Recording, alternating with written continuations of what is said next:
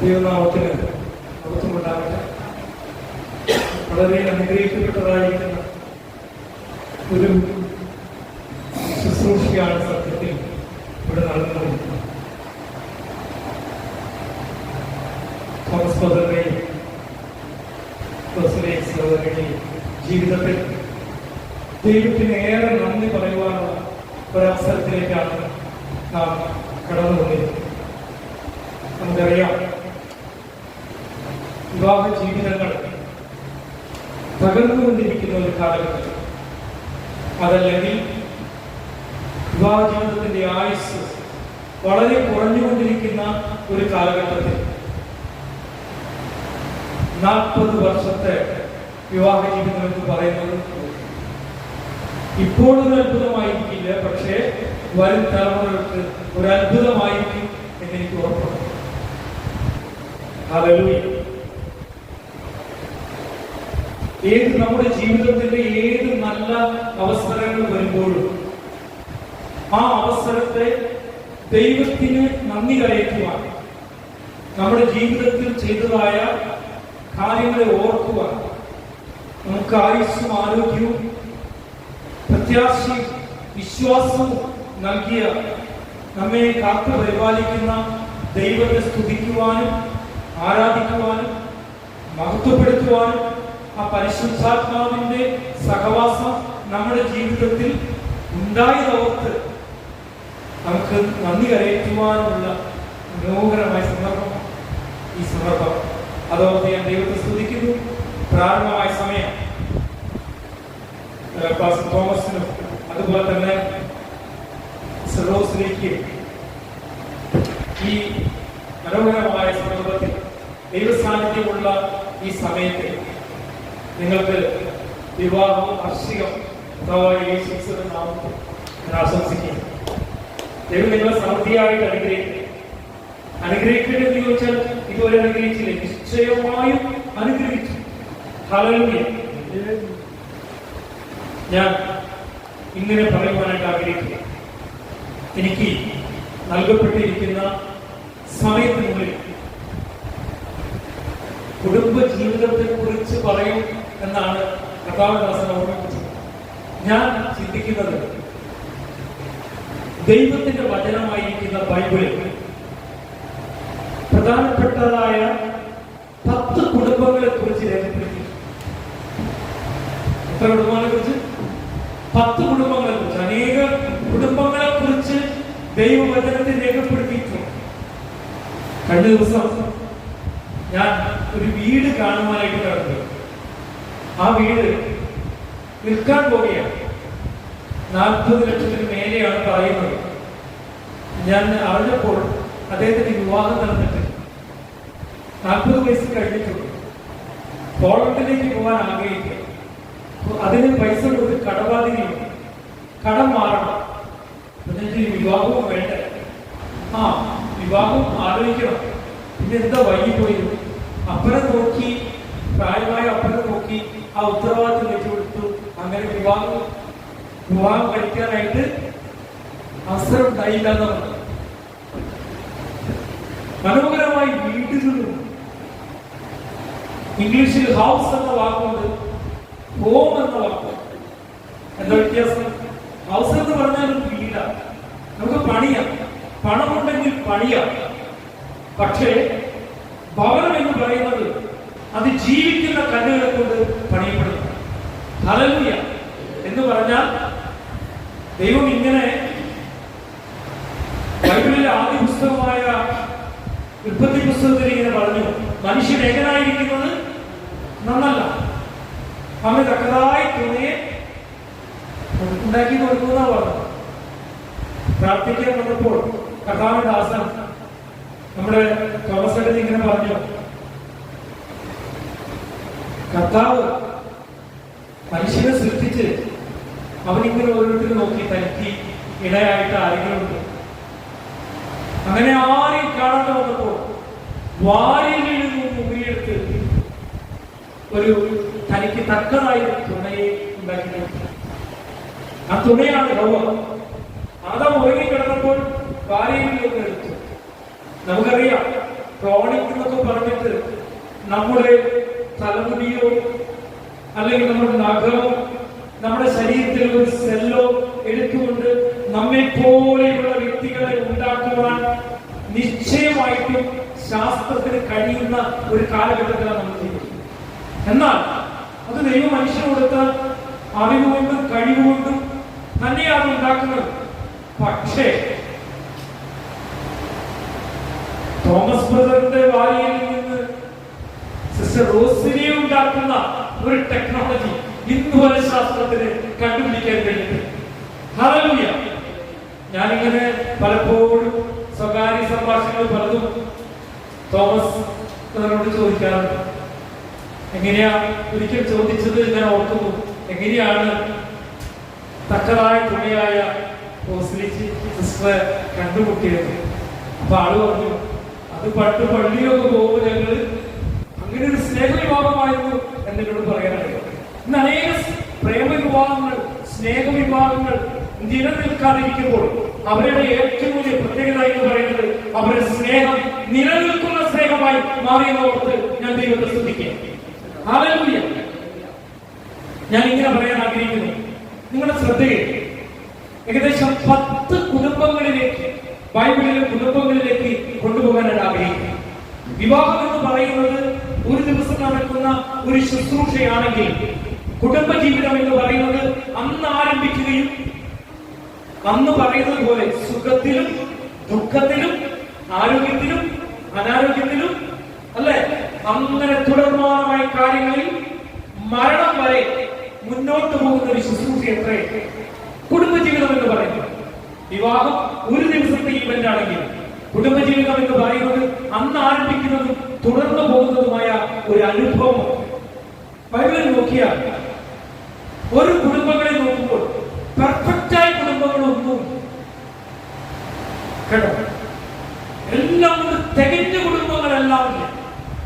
പക്ഷേ ഒരാളുടെ ബലഹീനതയെ മറ്റൊരാളുടെ ബലം കൊണ്ട് നികത്തിക്കൊണ്ട് പരസ്പരം മനസ്സിലാക്കി പരസ്പരം അന്യോന്യം വഹിച്ചുകൊണ്ട് ക്യാരി ചെയ്തുകൊണ്ട് മുന്നോട്ട് പോകുന്നതാണ് കുടുംബ ജീവിതത്തിന്റെ പ്രസക്തി എന്ന് പറയുന്നത്. നമുക്കറിയാം, സിനിമാ ലോകം വലിയ പ്രതിസന്ധിയിലൂടെ കടന്നു. കുറെ പേര് അറസ്റ്റ് ചെയ്യും.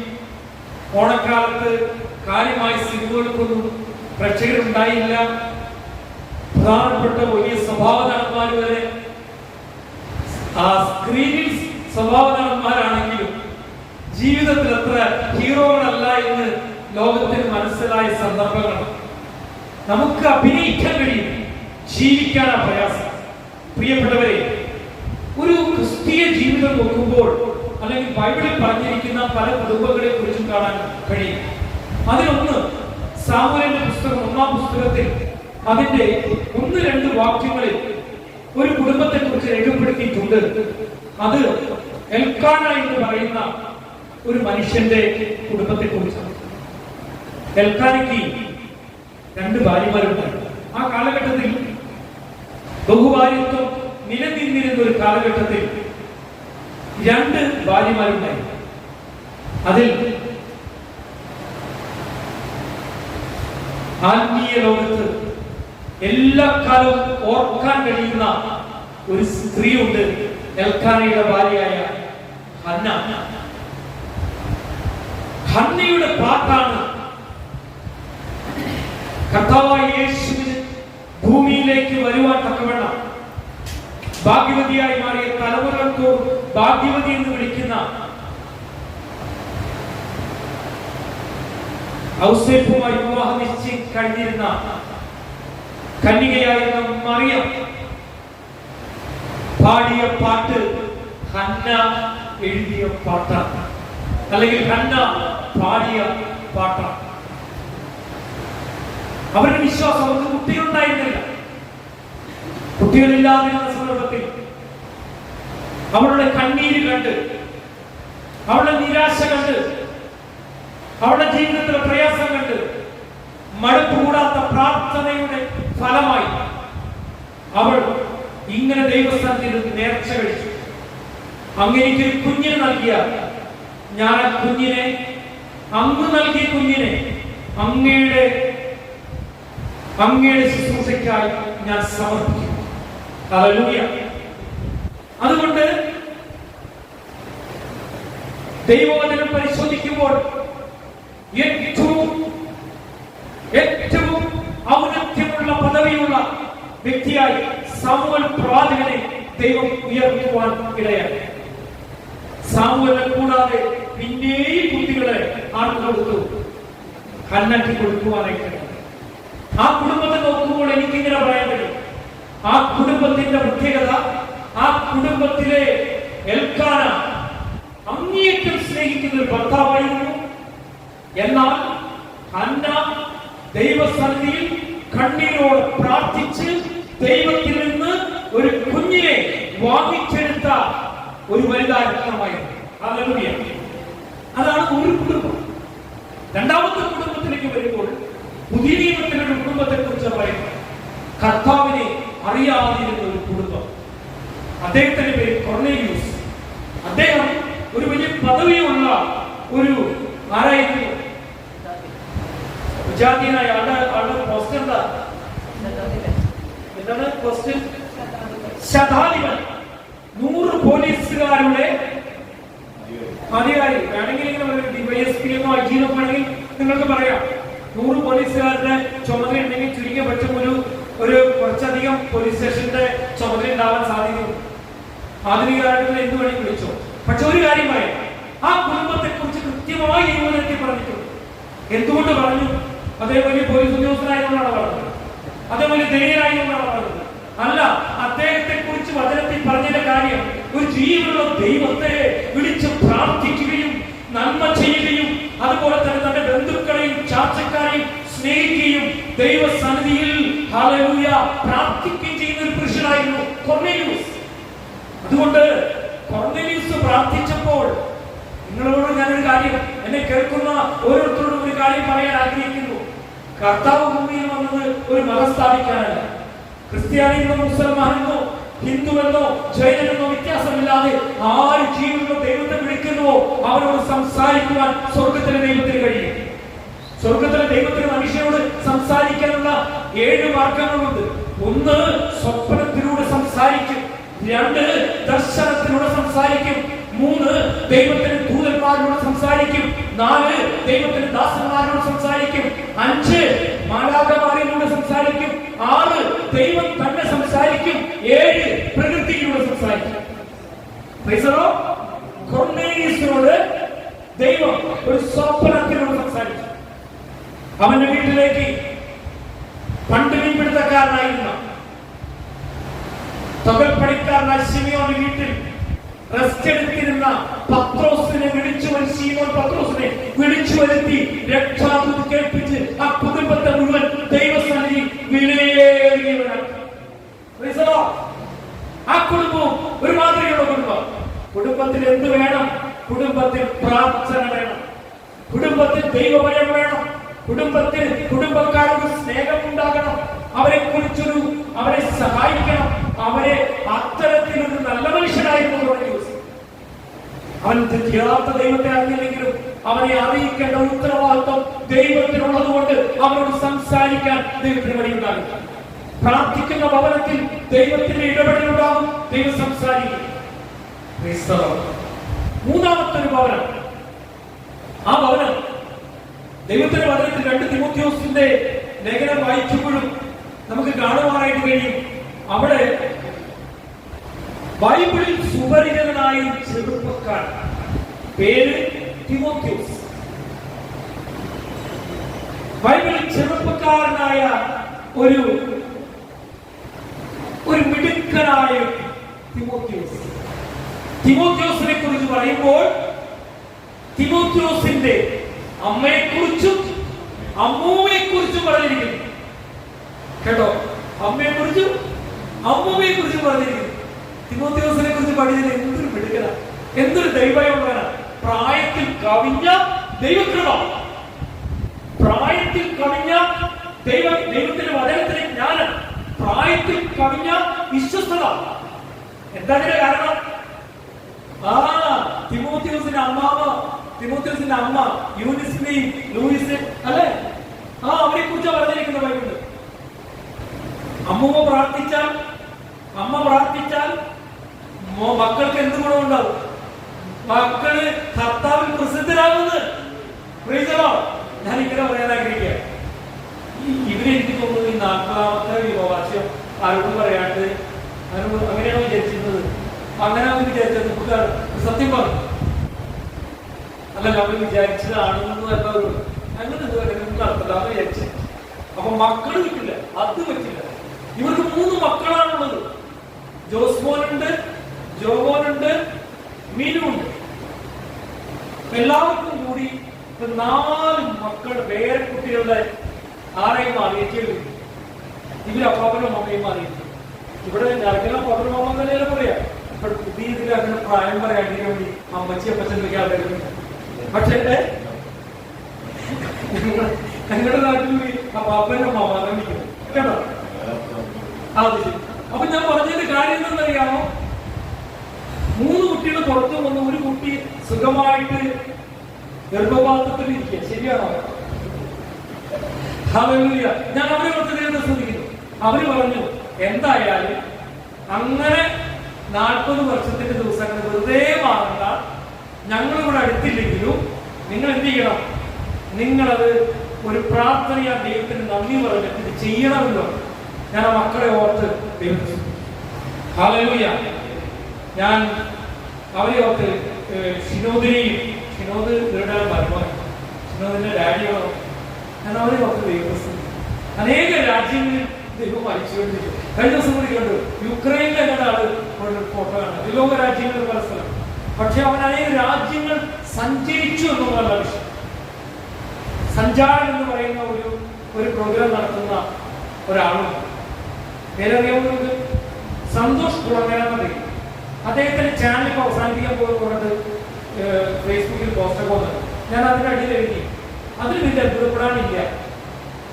ലോകം മുഴുവൻ ഊരു ചുറ്റി സഞ്ചരിച്ചിട്ടും ദൈവത്തെ വെല്ലുവിളിക്കുകയും ദൈവത്തെ പരിഹസിക്കുകയും ചെയ്യുന്ന നിങ്ങളുടെ വാക്കുകൾ തുടങ്ങിയ നാളിൽ ഞാൻ വിചാരിച്ചു നിങ്ങളുടെ പല ചാനലും ദൈവം കൂട്ടിക്കുന്നു.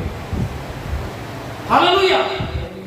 പ്രിയപ്പെട്ടവരെ, എന്നാൽ വിനോദനയ രാജ്യങ്ങളിൽ സഞ്ചരിക്കുന്നതുകൊണ്ടല്ല, മറിച്ച് ദൈവമായിട്ട് ദൈവകാര്യങ്ങൾക്ക് വേണ്ടി ഹൃദയം ആത്മാർത്ഥമായിട്ട് ആഗ്രഹിക്കുന്നു ഓർത്ത് ഞാൻ ദൈവത്തെ സ്തുതിക്കുക.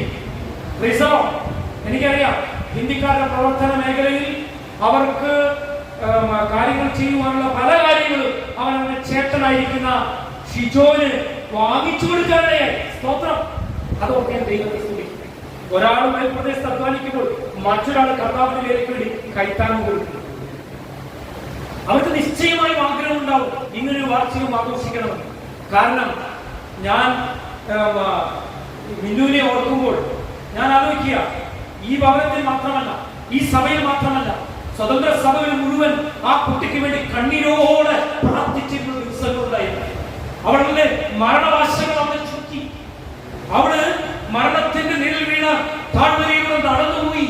പക്ഷേ സ്വർഗത്തിൽ ദൈവം ഹല്ലേലൂയ പ്രാർത്ഥനയ്ക്ക് ഉത്തരം നൽകി. Praise the lord. ആശക്തിയായി ആശയോടെ വിശ്വസിച്ചപ്പോൾ ദൈവം അത്ഭുതകരമായ സൗഖ്യം കൊടുക്കുവാനാണ്. ഇത് അമേരിക്കയിൽ നടന്ന കാര്യമല്ല, ഈ ഭവനത്തിൽ നടന്ന കാര്യം. ഒരു കുഞ്ഞിനെ കൊടുത്തു. ആ കുഞ്ഞ് അനുഗ്രഹിക്കപ്പെട്ട ഒരു ദൈവമൈതൽ. അവന്റെ പേര് ജോഷുവ. Praise the lord. ജോമോനെയും ധന്യോ ദൈവത്തെ സ്തുതിക്കുന്നു. അവരുടെ കുഞ്ഞിന്റെ പേര് യോനാഥൻ എന്നാണ് ബൈബിളിൽ ഉള്ളൊരു പേരിട്ടിരിക്കുന്നത്. ഞാനിങ്ങനെ വിശ്വസിക്കുന്നു. യോനാഥൻ ആരാണെന്ന് നമ്മൾ പഠിക്കണം. ഒരു സ്നേഹിതനെ കുറിച്ച്, ഒരു നല്ല ഫ്രണ്ടിനെ കുറിച്ച് ബൈബിളിൽ പറയാമെങ്കിൽ പറയാവുന്ന പദമാണ് യോനാഥൻ എന്ന പേര്. അവൻ ആ പേര് പോലെ അനേകർക്ക് ഒരു സ്നേഹിതനായി മാറട്ടെ. Price the Lord. ഹല്ലേലൂയ. ഇനിയുള്ളത് ഒരു കുഞ്ഞ് അകത്തുണ്ട് അല്ലേ? സ്തോത്രം. ഇനി അവർക്ക് ഒരു ജോമോന് എബാനിക്കുമായിട്ട് ജോസ്മോൻ എബാനിക്കായിട്ട് ഒരു കുഞ്ഞ് ജനിച്ചു. ഞാൻ ആലോചിക്കുക, ഞാൻ ജോസ്മോൻ പാസ്പോർട്ട് ചെയ്താൽ പഠനം കൂടി പോകാനും അവർ ജോലിക്കെടുക്കും. പക്ഷെ ഒരു പാസ്റ്റർ അവിടെ എല്ലാ എത്തുന്നുണ്ട്, കൃപയുണ്ട്. അവരെന്തെങ്കിലും പാസ്റ്റർ ധരിക്കും. ഹല്ലേലൂയ, സ്തോത്രം. അവർ ഈ മുഖത്തെ ദൈവത്തെ സ്തുതിക്കും. അപ്പൊ ഞാൻ പറഞ്ഞു വന്നത്, ഒരു കാര്യം പറഞ്ഞപ്പോഴെങ്ങനെയാണ് മൂന്നാമത്തെ കുടുംബത്തെ കുറിച്ച്, എൽക്കാനെ കുറിച്ച് പറഞ്ഞു, കൊർന്നേലിയസിന്റെ കുടുംബത്തെ കുറിച്ച് പറഞ്ഞു. അത് കഴിഞ്ഞ് ഞാൻ തിമോഥെയോസിന്റെ കുടുംബത്തോടുകൂടി പറഞ്ഞു. അടുത്ത് പറയാൻ ആഗ്രഹിക്കുന്നത് ബോവാസിന്റെ കുടുംബത്തെ കുറിച്ചാണ്, റൂത്തിനെ കുറിച്ചാണ്. റൂത്തിന്റെ പേരിൽ ഒരു പുസ്തകം ബൈബിളിലുണ്ട്. റൂത്ത് ഇന്ന് ആൾക്കാർക്ക് ഭാര്യ ഉണ്ടായിരിക്കെ, ഭർത്താവ് ഉണ്ടായിരിക്കെ, വിവാഹമോചനം നേടി വേറെ വിവാഹം കഴിക്കുമ്പോൾ ഭർത്താവ് മരിച്ചുപോയ റൂത്തിന് വേണ്ടി സ്വർഗത്തിലെ ദൈവം അത്ഭുതകരമായിരിക്കുന്ന ഒരു വിവാഹം നടത്തി കൊടുക്കാതെ റൂത്ത് അവരുടെ ജീവിതത്തെ നോക്കിയാൽ നമുക്ക് ഇങ്ങനെ കാണുവാനായിട്ട് കഴിയും. അതായത് ആ ദൈവത്തിനോടുള്ള വിശ്വസ്തത, വിശ്വാസം, ദൈവം എന്നെ കരുതുമെന്ന ഉത്തമമായ ബോധ്യത്തിന്റെ ഉദാഹരണമാണ് ബോവാസിന്റെയും റൂത്തിന്റെയും ജീവിതം. ഹല്ലേലൂയ. എന്തുകൊണ്ട്? അമ്മായിമ്മ പറഞ്ഞു, നവമി പറഞ്ഞു, പോയിക്കോ പോയിക്കോ. അവള് പറഞ്ഞു, ഞാൻ പോകില്ല, ഞാനൊരു ദൈവത്തെ കണ്ടുമുട്ടി, ആ ദൈവം നിന്നെ നോക്കാൻ മതിയായതിനാ. ഭർത്താവ് വെച്ചു, ശരി തന്നെ, ഞാൻ അമ്മായിയുടെ ദൈവത്തിന്റെ കൂടിയിരിക്കുന്നു. അവര് പോയി. അവസാനം ഇസ്രായേലിൽ നിന്ന് ബോവസ് എന്ന് പറയുന്ന വ്യക്തിയുടെ ഭാര്യയായി അവൾ മാറുവാനായിട്ട് വിശ്വസ്തതയുടെയും ദൈവത്തിന്റെ കരുതലിന്റെയും ഒരു കുടുംബമായിട്ടാണ് ബോവസിന്റെയും റൂത്തിന്റെയും കുടുംബത്തെ കുറിച്ച് വചനത്തിലൂടെ നമുക്ക് കാണാൻ കഴിയുന്നുണ്ട്. ഹല്ലേലൂയ. അടുത്തതായി ബൈബിളിൽ പറയുന്ന മറ്റൊരു കുടുംബമാണ് നോഹയുടെ കുടുംബം. നോഹയുടെ കുടുംബത്തിൽ എത്ര പേരുണ്ടായിരുന്നു? 8 പേര്. 8 പേര്. നോക്കി എത്ര മക്കളായിരുന്നു? നമ്മുടെ തോമസ് ബ്രദറിന്റെ മാതിരി രണ്ടാമത് വീടാണോ? അല്ല, തോമസ് ബ്രദറിനല്ല, നോഹയ്ക്ക് 3 ആളുകളാണ്. അവർക്ക് 3 ഭാര്യമാരുണ്ടായിരുന്നു, കുട്ടികളുണ്ടായിരുന്നു. അപ്പൊ അവർ കുട്ടികളുണ്ടായിട്ടില്ല സമയത്ത്. അങ്ങനെയാണെങ്കിൽ അവരും കൂടി പെട്ടെന്ന് കേട്ടുവല്ലോ. അപ്പൊ നോഹയും ഭാര്യയും 3 മക്കളും അവരുടെ ഭാര്യമാരും അടക്കുന്ന 8 പേര് അന്ന് പെട്ടെന്ന് കയറുവാനാണ്. ഇന്നത്തെ കാലത്തിൽ 3 മക്കളുണ്ടെങ്കിൽ ആരറിയാം, അപ്പനും അണ്ണനും പോകും. പിന്നെ പെട്ടെത്തി കയറി മഴ പെയ്യാൻ പോകും, നിങ്ങൾക്ക് തല്ലി വട്ടാൻ പോകുന്നത്, അങ്ങനെ പറയുന്ന മക്കളായി കാലഘട്ടത്തിൽ. എന്നാൽ ഈ അപ്പനെ അതുപോലെ ബഹുമാനിക്കും. അപ്പൻ പറഞ്ഞതനുസരിച്ച് പെട്ടകത്തിന്റെ പണിക്കായിട്ട് ഒരുക്കുകയും പെട്ടകത്തിലേക്ക് കയറുകയും ചെയ്യുന്ന അനുസരണത്തിന്റെ ഒരു കൂട്ടായ്മ ആദരിച്ച ഒരു കുടുംബത്തെ കുറിച്ച് നോഹയുടെ കുടുംബത്തിലൂടെ പഠിക്കേണ്ടത്. ഹല്ലേലൂയ. 5 കുടുംബത്തെ കുറിച്ച് ഞാൻ പറഞ്ഞു. അടുത്ത കുടുംബത്തെ കുറിച്ച് പറയാൻ പോയി.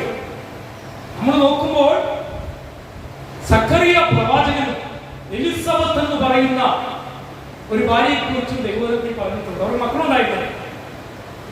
അവര് ദൈവസന്നിധി നീതിയുള്ളവരും ആർക്കും കുറ്റം പറയാത്തതായ വ്യക്തിത്വമുള്ളവരായിട്ട്. ഒരു കുറവ് മാത്രം, കുട്ടികൾ ഉണ്ടായിട്ടില്ല. പക്ഷെ എന്ത് ചെയ്യുന്നു? ദൈവം പ്രായമായിരിക്കുമ്പോൾ തന്നെ എലിസബത്തിന് ഗർഭവതിയായി. എലിസബത്തിനുള്ള പേരും എലിസബത്തിന് കുട്ടിക്കുള്ള പേരും ആർക്ക് കൊടുത്തു? സക്കറിയാവ് കൊടുത്തു. സക്കറിയാവ് അല്പം എന്ത് ചെയ്തു? സക്കറിയാവ് അല്പം അവിശ്വസിച്ചു. ആദ്യമുള്ളവൻ അല്പം അവിശ്വസിച്ച് കഴിഞ്ഞാൽ കിട്ടുന്ന അടി കുറച്ച് കൂടുതലായിരുന്നു. സർവശേഷിച്ചു പോയിട്ട് മിണ്ടാൻ പറ്റിയില്ല. ദൈവത്തിന് മിണ്ടാണ്ടാക്കാനും ദൈവത്തിന് കണ്ണു കാണിക്കാതിരിക്കാനൊക്കെ കഴിയും. ആദ്യമ ക്രൈസ്തവരെ കണ്ണിൽ കണ്ടവരെ, കണ്ണിന് കാണുന്നവരെ പിടിച്ചിലിട്ട് കൊല്ലാനുള്ള അധികാരപത്രമായിട്ട് ആര് പോയി? ആരാ പോയത്? ശൗല് പോയി. ഈ പാവങ്ങൾക്ക് ശൗലിനോട് എന്തെങ്കിലും ഇതൊക്കെ നല്ല കഴിവുണ്ടോ? അവർക്ക് ആകെ ഒരു കഴിവുള്ളൂ. കഴിവുള്ളവരോട് പ്രാർത്ഥിക്കുക. സർവശക്തനും സർവവ്യാപിയും സർവജ്ഞാനിയും സർവത്തിന്റെയും ഉദയനായ ദൈവത്തോട് കരഞ്ഞു പറഞ്ഞു. ഞാൻ വിചാരിക്കുക ചെറുത് ഇങ്ങനെ പ്രാർത്ഥിച്ചിട്ടുണ്ടോ? കർത്താവേ, കണ്ണി കാണുന്നത് പിടിച്ചിട്ടിക്കൊണ്ടാണ് എന്നെ കാണല്ലേ, എന്നെ കാണല്ലേ, സൗര എന്നെ കാണല്ലേ. ഇവിടെ സംഭവം വിചാരിക്കും, ഞാറക്കില് ഇറച്ചി പിടിക്കാൻ ചെല്ലുമ്പോ എന്നെ കാണല്, ഞാൻ ഇങ്ങനെ ശ്രദ്ധിക്കുമ്പോ എന്നെ കാണല്, ഇങ്ങനെയൊക്കെ പറഞ്ഞെന്താ പറഞ്ഞത്? ദമാസ്കസിന്റെ പടിവാതിൽക്കൽ വെച്ച് കർത്താവ് നേരിട്ടാണ് അവനാ കുതിരപ്പുറത്തുനിന്ന് താഴോട്ട് വീണു. ആദ്യ സമുദ്രം കണ്ണിന്റെ കാഴ്ചയ്ക്ക് പോയി. പാവന്ന ആദ്യം പ്രാർത്ഥന കണ്ണിന് കാഴ്ചയ്ക്കുണ്ടെങ്കിൽ ആൾക്കാർ കാണാൻ പറ്റും. ശരിയല്ലേ? കണ്ണിന് കാഴ്ചയുണ്ടെങ്കിൽ ആൾക്കാർ കാണാൻ പറ്റുള്ളൂ. അതുകൊണ്ട് എന്ത് സംഭവിച്ചു? കാഴ്ചയ്ക്ക് കളഞ്ഞു. അവിടെ വെച്ചോണ്ട് രൂപാന്തരപ്പെടുത്താണ്. നമ്മുടെ ദൈവം ആരാണ്? ഹല്ലേലൂയ. ഞാനിങ്ങനെ പറയാൻ ആഗ്രഹിക്കുക, സക്കറിയാവും എലിസബത്തും അവർ നീതിമാന്മാരും. അവർക്ക് സ്വയമായി നീതിയില്ല, ദൈവത്തിന്റെ വഴി നടക്കുന്ന നീതി എന്ന് പറയുന്നത്. അവർ കുറ്റമറ്റവരായി മാറിയപ്പോൾ അവർക്ക് കർത്താവിന് വഴിയൊരുക്കുവാൻ ഒരു സ്നാപയോഹനം കൊടുക്കാനിടയായി. 6 കുടുംബത്തെ കുറിച്ച് പറയുന്നു. 7ാമത്തെ കുടുംബം. 7ാമത്തെ കുടുംബം എന്ന് പറയുന്നത് വഴിയരികില് പുഴവക്കില് പ്രാർത്ഥിക്കുന്ന ആരോ ഉണ്ടെന്ന് കേട്ടിട്ട് പൗലോസ് എന്ത് ചെയ്തു? അവിടേക്ക് വർദ്ധിച്ചത്. ഒന്ന് കുറെ സ്ത്രീകളാണ്, ആണുങ്ങൾക്കും അവിടെ എനിക്ക് തോന്നില്ല. സ്ത്രീകൾക്കാണ് പ്രാർത്ഥിക്കാൻ താല്പര്യം. ഞാൻ ഈ തമിഴ്നാട്, കർണാടകയിലും അതുപോലെ നോർത്ത് ഇന്ത്യയിലൊക്കെ പോകുമ്പോൾ എന്തെങ്കിലും പ്രകടിപ്പിച്ച് സഭയിൽ മുഴുവൻ പെണ്ണുങ്ങൾ മാത്രം. ആണുങ്ങൾ ഒറ്റ കാണാൻ ആണുങ്ങളോട് പോയിരിക്കും. ആണുങ്ങൾ എവിടെയെങ്കിലും ജോലിക്കോ അല്ലെങ്കിൽ ഷാപ്പിലോ എവിടെയെങ്കിലും പോയിരിക്കും. ഈ പാവം പെണ്ണുങ്ങളായിരിക്കും പ്രാർത്ഥിക്കും. അങ്ങനെ പ്രാർത്ഥിക്കുന്ന ഒരു കൂട്ടമുണ്ടെന്ന് കണ്ടിട്ട് അവിടേക്ക് പൗലോസ് കടന്നുപോയി സുവിശേഷം പറഞ്ഞു. അങ്ങനെ ലിദിയ തന്റെ വീട്ടിലേക്ക് അവരെ വിളിച്ചു. ലിദിയ സാധാരണക്കാരിയിലായിരുന്നു. ഒരു ശീമാട്ടി പെണ്ണിന്റെ കണ്ടു ചെയ്യുന്നു. നമുക്കറിയാലോ, പല ഈ വസ്ത്ര വ്യാപാരമില്ലേ, അതുപോലെ പട്ടി വിൽപ്പനക്കാരിയായ ലിദിയായുടെ ഹൃദയം കർത്താവ് തുറക്കുകയും ആ കുടുംബം മുഴുവനായി കർത്താവിനെ വരികയും ചെയ്യും. ആ കുടുംബത്തിന്റെ പ്രത്യേകത എന്താ? അവര് മുഴുവനായി തന്നെ കർത്താവിനെ സ്വീകരിച്ചു. ചില കുടുംബങ്ങളുടെ പ്രത്യേകത മുഴുവനായിട്ട് കർത്താവിനെ സ്വീകരിച്ച ഒരു കുടുംബം. ഇനിയും അപ്പസ്തോലപ്രവൃത്തി വായിക്കുമ്പോൾ, റോമാലേഖനത്തിലെ വാക്യങ്ങൾ വായിക്കുമ്പോൾ, കൊരിന്ത്യർ ലേഖനത്തിലെ 11-ാം അധ്യായത്തിലെ 19-ാം വാക്യം വായിക്കുമ്പോൾ നമുക്ക് കാണാൻ കഴിയുന്ന ഒരു ഭാര്യ കർത്താവുണ്ട്. അവരുടെ പേരെന്താ? പ്രിസ്കില്ലയും. എന്താ അവരുടെ പ്രത്യേകത? അവരുടെ പ്രത്യേകത എന്ന് വെച്ചാൽ 2 പ്രത്യേകത. ഒന്ന് കൂടാരപ്പണി. അത് ശരിയാ, ജോലിയുടെ കാര്യങ്ങൾ എന്തെങ്കിലും പ്രത്യേകത ഉണ്ടോ? ഒന്ന്, അവര് ദൈവമക്കളെ അല്ലെങ്കിൽ മനുഷ്യരെ വീട്ടിൽ സ്വീകരിക്കുന്നവരായിരുന്നു. വീട്ടിൽ സ്വീകരിക്കുന്നവരായിരുന്നു. 2, അവർക്ക് ദൈവവചനം സാവധാനത്തോടുകൂടി പറഞ്ഞ് തെറ്റ് തിരുത്തുന്നവരായിരുന്നു. അവര് വലിയ പുള്ളികളായിട്ടാണ് ഞാൻ പറയുന്നത്. അവർക്കുള്ള ധനം എന്ന് പറയുന്നത് മാറ്റമില്ലാത്ത ദൈവത്തിന്റെ വചനം. 2ാമത്തെ പ്രത്യേകത, അവര് ആൾക്കാരെ വീട്ടിൽ സ്വീകരിച്ച് അവർക്കുള്ളത് കൊടുത്ത് അവരെ സ്നേഹിക്കുന്നവരായിരുന്നു. നമ്മൾ പലപ്പോഴും നമ്മൾ നോക്കുന്നത് നമ്മളൊക്കെ താഴെയുള്ളവരെയല്ല, മുകളിലുള്ളവർ. ഷേക്സ്പിയറിന്റെ ഒരു പ്രതീക ഇനിയുണ്ട്. ഒരു കുട്ടി, അവന് നല്ല ഷൂ മോശമായിട്ടുണ്ട്. അവനിങ്ങനെ ആരെ കാണുമ്പോഴും ഷൂ ഇല്ലാത്ത വിദേശിയെ കാണാൻ പറ്റും. അപ്പൊ അവൻ ഈ ആരെ കാണുമ്പോഴും അവരുടെ കാലിൽ അവർക്ക് ഷൂ ഉണ്ട്, അത് നല്ല ഷൂ ഉണ്ട്, അവർക്ക് ഇങ്ങനൊരു ഷൂ ഉണ്ട്. ഇങ്ങനെയൊക്കെ നോക്കി നോക്കി നോക്കി നോക്കി നോക്കി ഞാൻ കേട്ടിട്ടുണ്ട്. രാജീവ് ഗാന്ധി നെടുമ്പത്തൂർ മരിച്ചപ്പോൾ തിരിച്ചറിയാനിടയായ ഒരു കാര്യം, തന്റെ കാലിൽ അണിഞ്ഞിരുന്ന വില കൂടിയ ഷൂ ആയിരുന്നു. ചിതറിക്കപ്പെട്ടു പോയി ശരീരത്തിൽ കണ്ടെത്തി. ഈ കുട്ടിക്ക് നോക്കും, ആൾക്കാരുടെ കാലിൽ നോക്കും, വലിയ ചെരുപ്പുകൾ കിട്ടും. മമ്മി എനിക്ക് വീട്ടിൽ എനിക്ക് ചെരുപ്പില്ലല്ലോ, എനിക്ക് ഷൂ ഇല്ലല്ലോ, എനിക്ക് ഷൂ ഇല്ലല്ലോ. ഒരു ദിവസം ഈ കുട്ടിക്ക് ഇങ്ങനെ ഒരു മാനസിക അസ്വസ്ഥതയെ ആരെ കാണുമ്പോഴും ഷൂ നോക്കിയതോ അങ്ങനെ മാനസിക സുഖ ബാധിച്ചു. അങ്ങനെ ഒരു ദിവസം ഇത് നോക്കി നോക്കി പോകുമ്പോൾ ഒരു സ്ഥലത്ത് നോക്കിയ സന്ദർഭത്തിൽ പെട്ടെന്ന് കണ്ടു ഒരു കുട്ടിക്ക് കാലിൽ അന്ന് അവന്റെ ഷൂവിനുള്ള അന്വേഷണം മാറി. അവന്റെ ജീവിതത്തിൽ വഴിത്തരം ആരംഭിച്ചു. ഇല്ലായ്മ നമ്മളെക്കാൾ ഇല്ലാത്തവർ എത്ര പേര് ലോകത്തുണ്ട്? അടുത്ത കുടുംബത്തെ കുറിച്ച് ഞാൻ പറയാൻ ആഗ്രഹിക്കുന്നു. ബറോവയിൽ ഒരു കൂട്ടം കുടുംബം, ഒരാളുടെ പേര് പറഞ്ഞിട്ടില്ല, അനേക കുടുംബങ്ങളുടെ പേരാണ് പറഞ്ഞത്. ബറോവയിലെ വിശ്വാസികൾ എന്ത് കേൾക്കാൻ വളരെ ആഗ്രഹമാണ്, വചനം കേൾക്കാൻ ആഗ്രഹമുള്ളവരാണ്. കേൾക്കുക മാത്രമാണ് അവർ വീട്ടിൽ ചെന്ന് എന്ത് ചെയ്യും, അത് പരിശോധിക്കാൻ അങ്ങനെ തന്നെയുള്ളൂ. അപ്പൊ വീട്ടിലും ഒരു ബൈബിൾ സ്റ്റഡി ഉണ്ട്. പ്രസംഗിച്ച് ഞായറാഴ്ച പ്രസംഗിച്ച് കേട്ടിട്ട് പിന്നെ അടുത്ത ഞായറാഴ്ച കേൾക്കാനിരിക്കുന്നവരല്ല, പരിശോധിക്കുന്നവരും നല്ലത് തിരഞ്ഞെടുക്കുന്നവരുമായിട്ട് ബറോവയിൽ. 10ാമത്തെ കുടുംബത്തെ കുറിച്ച് പെട്ടെന്ന് പറയാൻ ആഗ്രഹിക്കും. 10ാമത്തെ കുടുംബം അത് 2 സാമുവേൽ പുസ്തകം 6-ാം അധ്യായത്തിലും 1:26 അധ്യായത്തിലും പറയുമ്പോൾ അതിൽ പറയുന്ന ഓബേദ് ഏദോമിന്റെ ഒരു കുടുംബം. ആളത്ര വലിയ പ്രശസ്തമൊന്നല്ലായിരുന്നു. പേടിച്ചിട്ട് ഇവര് എന്ത് ചെയ്തു? എന്താ ചെയ്തവര്? ആ പെട്ടകം ഇവിടെ കൊണ്ട് വെച്ചു, എന്നാ ഇരിക്കട്ടെ എന്ന് പറഞ്ഞു വെച്ചു. ഇദ്ദേഹത്തിന് വളരെ ഭക്തിയോടുകൂടി, ഭയത്തോടുകൂടി, ബഹുമാനത്തോടുകൂടി ഇത് സ്വീകരിച്ചു. ആ കുടുംബത്തെ ദൈവം അനുഗ്രഹിക്കുവാനേ. ദൈവത്തെ മാനിച്ചാൽ, ദൈവത്തിന് അനുസരിച്ചാൽ, പ്രാർത്ഥിച്ചാൽ നിശ്ചയമായിട്ടും നമ്മുടെ കുടുംബങ്ങളെ ദൈവം അനുഗ്രഹിക്കും. പിന്നീട് നോക്കുമ്പോ ഇദ്ദേഹത്തെ ആരായിട്ട് കാണുന്നറിയോ? ഗേറ്റ് കീപ്പറായിട്ട് കാണുന്നത്. മനസ്സിലായോ? Gate keeper. കാരണം അവര് നോക്കിയപ്പോ സൂക്ഷിക്കാൻ കൊള്ളാവുന്ന ഒരു നിബന്ധന ദൈവത്തെ നമ്മുടെ ഉള്ളിൽ സൂക്ഷിക്കണം. 10 കുടുംബങ്ങളെ കുറിച്ച് ഞാൻ പറഞ്ഞു കഴിഞ്ഞു. ഞാൻ എന്റെ വാക്കുകൾ ഉപസംഹരിക്കാൻ ആഗ്രഹിക്കുന്നു. ഒരു കുടുംബം അനുഗ്രഹിക്കപ്പെടണമെങ്കിൽ എന്തു വേണമെന്ന് ചോദിച്ചാൽ ഞാൻ ഏറ്റവും ചുരുങ്ങിയ വാക്കുകൾ പറയാൻ ആഗ്രഹിക്കുക. പരിശുദ്ധാത്മാവിന്റെ 9 ഫലത്തിൽ 9 കാര്യങ്ങളുണ്ടായാൽ ജീവിതത്തിലെ സകല കുടുംബജീവിതത്തിന്റെ പ്രശ്നങ്ങളൊക്കെയും മാറ്റുവാൻ പരിശുദ്ധാത്മാവിന് സാധിക്കും. എന്താ ഇങ്ങനെ പറയുന്നത്? അഭിഷേകം അല്ലെങ്കിൽ പരിശുദ്ധാത്മാവ്. യെസ്, പരിശുദ്ധാത്മാവിന്റെ നിറമുള്ളവന് പരിശുദ്ധാത്മാവിന്റെ ഫലമുണ്ടാവും. എന്താ ഫലം? അതൊന്ന് വായിക്കാമോ? ആത്മാവിന്റെ ഫലമോ? ഒന്ന് വായിക്കണം. ആത്മാവിന്റെ ഫലമോ? സ്നേഹം. ഒന്ന് സ്നേഹം. കുടുംബജീവിതത്തിൽ സ്നേഹമുണ്ടായാൽ, ക്ഷമിക്കുന്ന സ്നേഹമുണ്ടായാൽ കുടുംബജീവിതം അനുഗ്രഹിക്കപ്പെടാനിടയാവും. 2 സന്തോഷം. സന്തോഷം എന്ന് പറയുന്നത് പണം കൊടുത്ത് വാങ്ങിക്കാൻ കഴിയില്ല. പണം എന്നോട് ചോദിച്ചു, നിങ്ങൾ എന്താ ജോലി ഉപേക്ഷിച്ചത്? നിങ്ങൾക്ക് നല്ല ജോലിയായിരുന്നല്ലോ, നിങ്ങൾ കൺസൾട്ടന്റ് ആയിരുന്നല്ലോ. ഞാൻ അവരോട് പറഞ്ഞു, ശാപം മാറ്റുവാൻ പണം കൊടുത്ത് മാറ്റാൻ കഴിയില്ല. സന്തോഷം പണം കൊടുത്ത് വാങ്ങിക്കാൻ കഴിയില്ല. സമാധാനം പണം കൊടുത്ത് വാങ്ങിക്കാൻ കഴിയില്ല. അത് ദൈവത്തിന്റെ ധാരണത്രേ. അപ്പൊ അതുകൊണ്ട് സന്തോഷം നമ്മുടെ കുടുംബജീവിതത്തിൽ ഉണ്ടാകുമ്പോഴാ, ഹല്ലേലൂയ, നമ്മുടെ വീട്ടിൽ കടന്നു വരുമ്പോൾ ചിലർക്ക് സന്തോഷം ലഭിക്കുന്നത്. 3ാമത്തെ കാര്യം സമാധാനം. 3ാമത്തെ കാര്യം സമാധാനം. സമാധാനം കാശോട്ട് വാങ്ങിക്കാൻ പറ്റുമോ? കഥാവിന്റെ പറഞ്ഞു, ഞാൻ എന്റെ സമാധാനം നിങ്ങൾക്ക് തരുന്നു.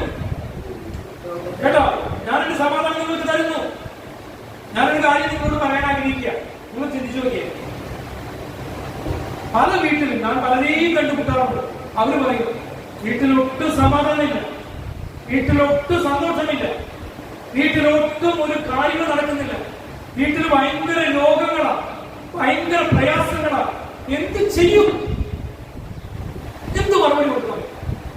ഞാൻ ഞങ്ങളോട് പറയും, കഴിഞ്ഞ ദിവസം 2 പേരോട് ഞാൻ നിങ്ങളുടെ പ്രാർത്ഥനയ്ക്ക് വരാൻ ഉദ്ദേശിക്കുന്നുണ്ട് എന്ന് പറഞ്ഞു. അപ്പൊ എന്താ? ഞങ്ങൾക്കൊട്ട് സമാധാനമില്ലാത്തവരെ, ഞങ്ങൾക്കൊട്ട് സന്തോഷമില്ലാത്തവരെ. അപ്പൊ ഞാൻ പറഞ്ഞു, നിശ്ചയമായും നിങ്ങൾക്ക് സന്തോഷം ലഭിക്കും, നിശ്ചയമായിട്ട് സമാധാനം ലഭിക്കും, നിശ്ചയമായിട്ട് ശാപം മാറും, നിശ്ചയമായിട്ടും അത്ഭുതകരമായ രോഗസൗഖ്യം ലഭിക്കും. അവരിത് എങ്ങനെയാ? നമ്മൾ എന്തെങ്കിലും ഒറ്റ പൈസ തരാനില്ല. പിന്നെ ഇങ്ങനെ ഞാൻ പറഞ്ഞു, ഇങ്ങനെ പറഞ്ഞു. എന്ത് പറഞ്ഞറിയാം? ഞാൻ പറഞ്ഞത് എങ്ങനെയാ? ദൈവവചനത്തിൽ വാക്യമുണ്ട്, ആശയ്ക്കെതിരെ ആശയോടെ വിശ്വസിക്കുമെങ്കിൽ സാധിക്കുമെന്ന്. 2ാമത് ഞാൻ പറഞ്ഞു, കാണാത്ത കാര്യങ്ങളെ അതുപോലെ വിളിച്ചു വരുത്താൻ കഴിവുള്ളവരാണ് സ്വർഗ്ഗത്തിലെ ദൈവം. അത് വചനമല്ലേ? വചനമല്ലേ? പ്രിയപ്പെട്ടവരെ, ഇല്ലാത്തതിന് ഉള്ളതുപോലെ വിളിച്ചു വരുത്തുന്ന ദൈവത്തിന് നിന്റെ വീട്ടിലില്ലാത്ത സമാധാനത്തെ, നിന്റെ വീട്ടിലില്ലാത്ത സന്തോഷത്തെ, നിന്റെ വീട്ടിലില്ലാത്ത രോഗശാന്തിയെ കൊണ്ടുവരുവാൻ സ്വർഗ്ഗത്തിലെ ദൈവത്തിന് എന്ത് ചെയ്യണം?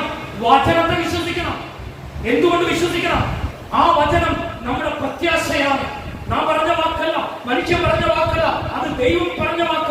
ആ വാക്കിൽ വിശ്വസിക്കുമെങ്കിൽ നിന്റെ വിശ്വാസം എന്റെ വിശ്വാസം വർദ്ധിക്കുവാനിടയാകും.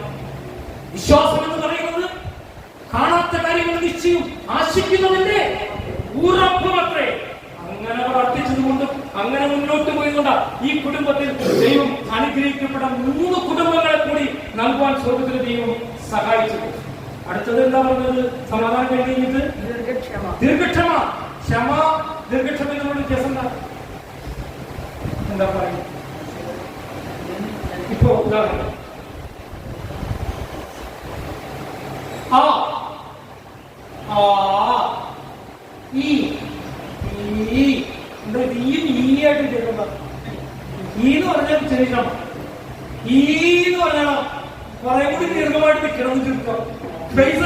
അങ്ങനെ ദീർഘക്ഷമയുണ്ടെങ്കിൽ പല കുടുംബങ്ങളും ഇന്ന് ഡിവോഴ്സിലേക്ക് പോകില്ലെന്ന്. അടുത്തത് വായിച്ചേ ദയ. അതുണ്ടാകണം.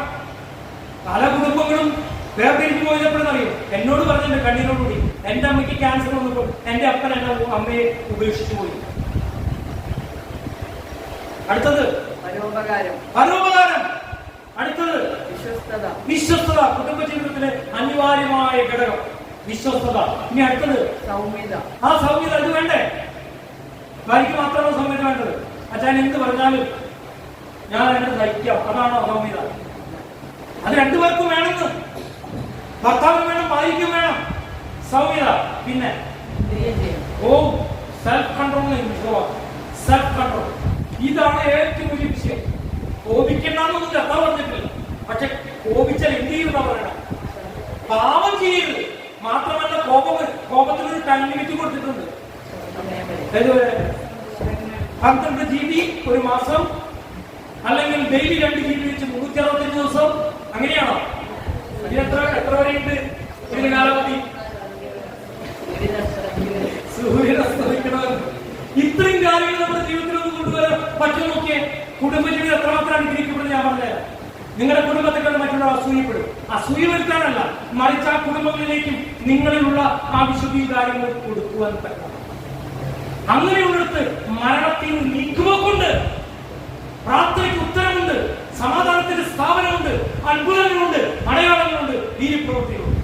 അതുകൊണ്ട് നിങ്ങൾക്ക് 2 പേർക്കും 40 വർഷത്തെ എന്താണ്? അപ്പൊ ഇനി നിങ്ങൾ 50 വർഷത്തെ ചെയ്യുമ്പോ എന്നെ ഓർക്കണം. എന്നെ ഓർക്കണമെന്നോ കർത്താവിന്റെ തെരഞ്ഞെടുത്ത് പ്രാർത്ഥിക്കണം. അത് പറയാൻ ഞാൻ പറഞ്ഞത്. ഹിസ്കിയ പ്രവാചകൻ മരണകരമായ രോഗം ബാധിച്ചപ്പോൾ പ്രവാചകൻ പറഞ്ഞു, കാര്യങ്ങളൊക്കെ ക്രമീകരിച്ചോ, എന്ത് ചെയ്തോ, മരിക്കാൻ തയ്യാറായിക്കണോ. ഹിസ്കിയാവ് എന്ത് ചെയ്യുന്നറിയോ? ഒരാളൊന്നും പറഞ്ഞില്ല. ചുമലയുടെ ഭാഗത്തേക്ക് തലയിച്ച് കരഞ്ഞുകൊണ്ട് പറഞ്ഞു, കർത്താവേ, ഞാൻ എന്റെ യൗവനകാലത്ത്, ഞാൻ എന്റെ ജീവിതത്തിൽ ഞാൻ അങ്ങേക്ക് വേണ്ടി ചെയ്തത് അങ്ങൊന്ന് ഓർക്കണമേ എന്ന് അധികമായി കരഞ്ഞു. അപ്പോൾ തന്നെ പ്രവാചകൻ വിജയിച്ചു 15 അടവ് രൂപ. അങ്ങനെ എന്തെങ്കിലും പറയാനുണ്ടെങ്കിൽ നമുക്ക് ചോദിക്കാനും രസമുള്ളൂ. ഈ നമ്മുടെ ഈ തോമസ് പദറും ഈ രാഷ്ട്രീയക്കാരനാണ്. അതെന്തറിയോ? ഇൻക്ലാബ് സിന്ദാബാദ് വിളിച്ചിട്ട് നിങ്ങൾക്കറിയാം. പക്ഷേ കർത്താവിലേക്ക് വന്നു കഴിഞ്ഞപ്പോ ആ ഇൻക്ലാബ് കൂടി കുറഞ്ഞിട്ട് എന്ത് ചെയ്തു? കർത്താവിന്റെ നാമത്തെ ഉയർത്തുവാനായിട്ട് രക്തത്തിന് ചിലപ്പോൾ പഴയ രാഷ്ട്രീയത്തിന് ചെറിയ ചോദ്യമൊക്കെ ഉണ്ടാവാം. പക്ഷെ അതിനേക്കാൾ വലുതായിട്ട് ആകാശം മാറിയാലും ഭൂമി മാറിയാലും മാറ്റമില്ലാത്ത ദൈവത്തിന്റെ വചനത്തിലേക്ക് തന്റെ ശ്രദ്ധ കൊണ്ടുപോകാനായിട്ട് ഹിസ്കിയ രാജാവിനെ നോക്കുമ്പോൾ അയാൾ റിവൈവലിസ്റ്റ് ആയിരുന്നു. തന്റെ അപ്പൻ ഭയങ്കര ദുഷ്ടതയിൽ പ്രവർത്തിച്ച മനുഷ്യനാണ്. അയാളുടെ മോനായിട്ട് രാജാവായതാ. എന്നാ ശരി, അപ്പൻ ഇത്ര കേമനായിട്ട് ആ പെരുന്നാൾ നടത്തി ഈ സ്ഥലത്ത് പോയി. അതുകൊണ്ട് എന്നാ പിന്നെ പതുക്കെ ആവട്ടെ എന്ന് ചിന്തിച്ചവരല്ല ഹിസ്കിയ. വായിച്ചു നോക്കണം. ഏത് വായിക്കണമറിയോ? 2 നിവൃത്താന്ത പുസ്തകം 2 രാജകുമാരൻ 18, 19, 20 വായിക്കണം. 2 നിവൃത്താന്ത പുസ്തകം 29, 30 വായിക്കണം. അപ്പോൾ മനസ്സിലാക്കാൻ കഴിയും എന്തുകൊണ്ടാണ് പ്രാർത്ഥനയ്ക്ക് ഉത്തരം നൽകിയത്. അതുകൊണ്ട് ദീർഘായുസ് കിട്ടുവാനായിട്ട് ഇനി മരണകരമായ സാഹചര്യം വന്നിട്ട് പ്രാർത്ഥിക്കാൻ കേട്ടോ. ഇപ്പൊ തന്നെ പ്രാർത്ഥിച്ചോ, കർത്താവെ 40 വർഷം ഞങ്ങൾ യുവാവ് ചെയ്ത് തന്നു, ഇനി ഞങ്ങൾക്ക് വീണ്ടും ദീർഘമായ വർഷങ്ങൾ ഉണ്ടാകുമെന്ന് പ്രാർത്ഥിക്കണം. പറയാം, ഞാൻ ഇങ്ങനെയൊക്കെ ചെയ്തിട്ടുണ്ട് കർത്താവ് എന്ന് പറയണം. അത് ചെയ്തിട്ടുണ്ടെങ്കിൽ അതെനിക്ക് ഉറപ്പാണ്. അതുകൊണ്ട് മരണകരമായ അവസ്ഥയിൽ നിന്ന് മിന്നുവിനെ ദൈവം രക്ഷിച്ചെടുത്തു. Praise the Lord. Hallelujah. എന്നാൽ ഇനി അതൊന്നും ചെയ്യാത്ത ആരെങ്കിലും ഇത് കേൾക്കുന്നുണ്ടെങ്കിൽ 118 സങ്കീർത്തനം 17 വാക്യം വായിച്ചിട്ട് ഞാൻ വാക്കുകൾ പ്രസംഗിക്കാൻ ആഗ്രഹിക്കും. 118:17. ദീർഘായുസ് വേണോ? മരണകരമായ അവസ്ഥകൾ കടന്നു പോകാൻ പോകുന്നുണ്ടോ? കോവിഡ് ഒക്കെ വന്നു കഴിഞ്ഞ് വാക്സിൻ എടുത്തു. ഏത് സമയത്ത് ആൾക്കാർ പഴഞ്ഞു വീഴുന്നത് അറിയാത്ത കാലഘട്ടത്തിൽ നിങ്ങൾക്ക് ദീർഘായുസ് വേണോ? ആ വാക്യം വായിച്ചു. ഞാൻ മരിക്കയില്ല, ഞാൻ ജീവനോട് ഇരുന്ന് അതെ ദൈവത്തിന്റെ പ്രവർത്തികൾ വർണ്ണിക്കാൻ ഞാൻ നിങ്ങളൊരു തീരുമാനം എടുക്കുന്നുവെങ്കിൽ ആ തീരുമാനത്തിന്റെ പുറത്ത് നിനക്ക് ആരോഗ്യം നൽകുവാൻ, നിനക്ക് സൗഖ്യം നൽകുവാൻ, നിനക്ക് ദീർഘായുസ് നൽകുവാൻ, നിന്റെ മക്കളുടെ മക്കളെ കാണുവാൻ ദൈവവിളിയാക്കും. ഞാൻ എന്റെ വാക്കുകൾ സമ്മതിക്കുന്നു. 128 സങ്കീർത്തനം ഒരപ്പനെ കുറിച്ചും അമ്മയെ കുറിച്ചും അവരുടെ മക്കളെ കുറിച്ചും അവരുടെ കൊച്ചുമക്കളെ കുറിച്ചും പറയുന്ന സങ്കീർത്തനമാണ് 128 സങ്കീർത്തനം. അക്ഷരത്തിൽ ഇവിടെ ജീവിതത്തിൽ അല്ലെ? എന്തായാലും വിനോദിന്റെ മോൻ ജോഷ്യ ഒരു ഭർത്താവിന് എടുക്കാവുന്ന ഉദ്ദേശമുണ്ടോ? രണ്ടുപേർക്കും ഉദ്ദേശമുണ്ടോ? മറ്റവരുടെ മക്കളും അതുപോലെ ആവുന്ന ഉദ്ദേശമുണ്ടോ? പ്രത്യേകിച്ച് നമുക്ക് ജീവിതത്തിൽ നിന്ന് സ്വന്തമാക്കി. അതുകൊണ്ട് ഞാൻ നിങ്ങളോട് പറയുന്നു, ദൈവവചനം കേൾക്കണം, ദൈവവചനം വായിക്കണം, ദൈവവചനം പഠിക്കുമ്പോൾ അത് നിങ്ങൾ സ്വന്തമാക്കുക. ദൈവവചനം മെമ്മറൈസ് ചെയ്യുമ്പോൾ, മനഃപ്പാഠമാക്കി വാക്കുമ്പോൾ നിങ്ങൾ സ്വന്തമായി പ്രയോഗിക്കേണ്ടത്. എന്നാൽ ദൈവവചനത്തിനുള്ളിലുള്ള മനോഹരമായ വാക്യങ്ങളും അനുഗ്രഹിക്കപ്പെട്ട ദൂതുകളും കിട്ടണമെങ്കിൽ അത് ധ്യാനിക്കണം. ആരാന്നൊരു വാക്കുണ്ട് അല്ലെ? ഒരു ആനയെ കൊണ്ട് വീഡിയോ കൊണ്ടുപോകും. ആനയെ കൊണ്ട് ആരാന്ന് രണ്ടക്ഷരം നമ്മുടെ പുസ്തകത്തിൽ എഴുതി വെച്ചിട്ടുണ്ട്. പിന്നെ ആനയുടെ പുസ്തകത്തിൽ ആനയെ കുറിച്ച് നമ്മുടെ അറിയാമെന്ന് പറയുന്ന ആൾക്കാരുണ്ട്. ആനയുടെ അടുത്ത് ചെല്ലണം. ശരീരം കണ്ടു കഴിഞ്ഞാൽ അടുത്ത് വന്നു കഴിഞ്ഞാൽ നിന്റെ ശക്തി, ദൈവവചനത്തിന്റെ ശക്തി അറിയണമെങ്കിൽ ഉള്ളിൽ ധ്യാനിക്കണമെന്ന്. അതുകൊണ്ട് ദൈവവചനം ഇടത്തോട് വലത്തോട്ട് മാറാതെ മുന്നോട്ട് പോയാൽ അത് ധ്യാനിരാപ്പൻ ധ്യാനിച്ചാൽ തക്ക കാലത്ത് ഫലം നൽകും. അതുകൊണ്ട് ഈ മനോഹരമായ സന്ദർഭത്തിൽ ദാസിക്ക് അനുഗ്രഹിക്കപ്പെട്ടതായിരിക്കുന്ന ഈ സന്ദർഭത്തിൽ തിരിഞ്ഞു നോക്കുമ്പോഴെല്ലാം നന്ദിയും അർപ്പിച്ചുകൊണ്ട് തന്നെ തുടർമാനുള്ള ഓരോ വർഷങ്ങളും കർത്താവ് പ്രസാദകരമായി ജീവിച്ച് ദൈവജനത്തിൽ പറയുന്ന മോശയുടെ കണ്ണ് അതിന് തിളക്കം പോയില്ല. അതുപോലെ ജീവിക്കാൻ നിങ്ങളെ സമയത്ത് ദൈവം അനുഗ്രഹിക്കട്ടെ. ഈ അവസരം ലഭിച്ചോടെ ദൈവത്തെ സ്തുതിക്കുന്നു. ദൈവനാമം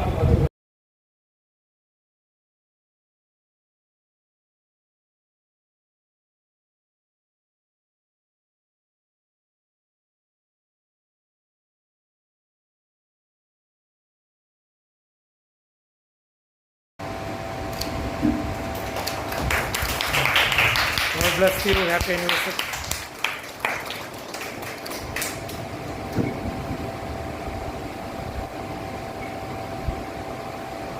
Adik